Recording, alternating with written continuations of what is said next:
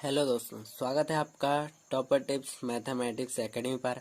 आज हम कक्षा 10वीं के गणित के पहले अध्याय के प्रश्नावली 2 को हल करेंगे दोस्तों। तो हम प्रश्नावली 1.2 के प्रश्न 1 को सॉल्व करते हैं। तो हमको प्रश्न 1 में दिया है, निम्नलिखित संख्याओं को अभाज्य गुणनखंडों में व्यक्त कीजिए। तो फ्रेंड्स, अभाज्य गुणनखंडों में हमको व्यक्त करना है। तो आपने गुणनखंड विधि का तो नाम सुना ही होगा। तो हमें गुणनखंड विधि का प्रयोग करना है और 140 को अभाज्य गुणनखंडों में व्यक्त करना है। ठीक है फ्रेंड्स, तो हम अब सॉल्व करते हैं। हमको 140 को अभाज्य गुणनखंडों में व्यक्त करना है। ठीक है फ्रेंड्स, तो हम यहाँ पर लिख लेंगे 140 में अभाज्य गुणनखंड का सिंबल लगा लेते हैं इस तरह। अब हमको 2 से इसको भाग देते जाना है। तो 2 सत्ते 14 होता है, तो 7 लिखते जाएंगे और 2 0 का 0 होता है। ठीक है फ्रेंड्स, अभी भी यहाँ पर सम संख्या है तो फिर से 2 का ही भाग जाएगा।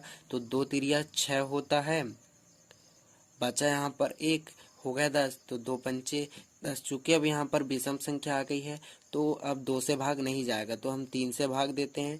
तो 3 का भाग भी नहीं जाएगा, 4 से भी नहीं जाएगा, तो यहाँ पर जाएगा 5 से भाग।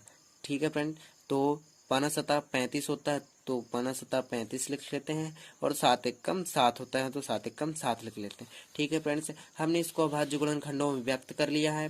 अब हम इसको लिख लेते हैं स्टेप में। ठीक है फ्रेंड्स, तो 140 से इक्वल टू लिख लेंगे 2 इंटू 2 इंटू 5 इंटू 7। ठीक है फ्रेंड्स, अभी हम इसको फिर से लिख लेते हैं। अब इसमें घात बता देते हैं कि किसकी घात कितनी है। तो 2 की घात फ्रेंड्स 2 है, क्योंकि यहाँ पर 2 2 बार है। और 5 की घात 1 है, क्योंकि 5 1 बार है। और 7 की घात 1 है, क्योंकि 7 भी 1 बार है। ठीक है फ्रेंड्स, तो हमको ये 140 के अभाज्य गुणनखंड प्राप्त हो गए हैं। तो अब हम अतः हमें यहाँ पर लिख लेते हैं कि 140 के अभाज्य ठीक है फ्रेंड्स, अब हम लिख लेते हैं कि 140 के अभाज्य गुणनखंड 2 की घात 2 इंटू 5 की घात 1 इंटू 7 की घात 1 है। तो हम इसको आंसर कर देंगे। ठीक है फ्रेंड्स, ये हमारा प्रश्नावली 1.2 के प्रश्न 1 का फर्स्ट क्वेश्चन सॉल्व हुआ है। अब हम सेकंड क्वेश्चन सॉल्व करते हैं। ठीक है फ्रेंड्स, तो सेकंड क्वेश्चन है हमारे पास 156। ठीक है फ्रेंड्स, अब हम 156 का ठीक इसी प्रकार गुणनखंड से अभाज्य गुणनखंडों को प्राप्त करेंगे। तो हम लिख लेते हैं सॉल्व। तो फिर से इसी तरह 156 में हम गुणनखंड विधि का प्रयोग करेंगे। फिर से 2 का भाग देंगे, 2 सत्ते 14, 2 अट्ठे 16। ठीक है फ्रेंड्स, फिर से 2 का भाग देंगे, 2 तिरिया 6, 2 इनूम 18। चूंकि अब यहाँ पर विषम संख्या आगे 3 का भाग देंगे, 3 एकम 3, 3 तिरिया 9। अब 3 का भाग आगे नहीं जाएगा, तो 13 एकम 13 होता है।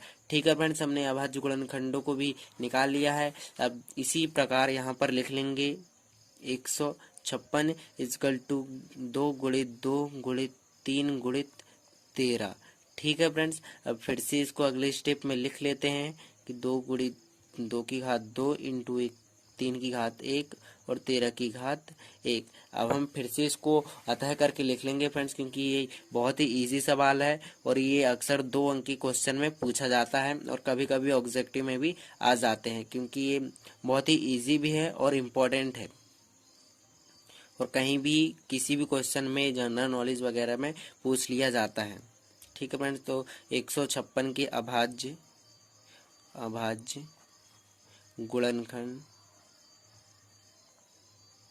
गुणनखंड 2 की घात 2 इंटू 3 की घात 1 इंटू 13 की घात 1 है। ठीक है फ्रेंड्स, आंसर कर लिख लेंगे। ठीक है फ्रेंड्स, इसी तरह अगले 3 क्वेश्चन भी आपको हल करना है और बहुत ही इजी है। तीसरा क्वेश्चन है हमारे पास 3825। ठीक है फ्रेंड्स, चौथे में है 5005 और 5 में है हमारा 7429।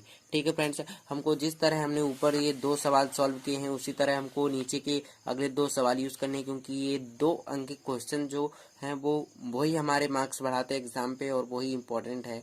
और ये परीक्षा की दृष्टि से ये वाला भी IMP है और ये सेकंड वाला भी आईएमपी, क्योंकि हमने सबसे पहले आपको आईएमपी छांट कर बता दिए हैं। ठीक है फ्रेंड्स, तो इन प्रश्नों को रिवाइज करिए और अपनी पढ़ाई जारी रखिए।